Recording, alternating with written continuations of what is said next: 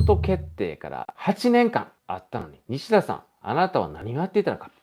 私も自民党の京都府議の時に散々聞かされました。この北陸新幹線京都からは全額国費でやるんだってね、ずっとおっしゃってて、でそれを本当に信じ込んでいた地方議員も結構いるわけなんですけれども、で、今となっては、申し訳ない。京都府民に嘘をついた。そういうふうに釈明、謝罪をするのではなくて、石破総理に対して沿線自治体の財政支援を拡大してくれというようなことを言っている。それはあまりにもひどいんじゃないかと。あなたの責任はどこに行ったんだということを問いたいなと思います。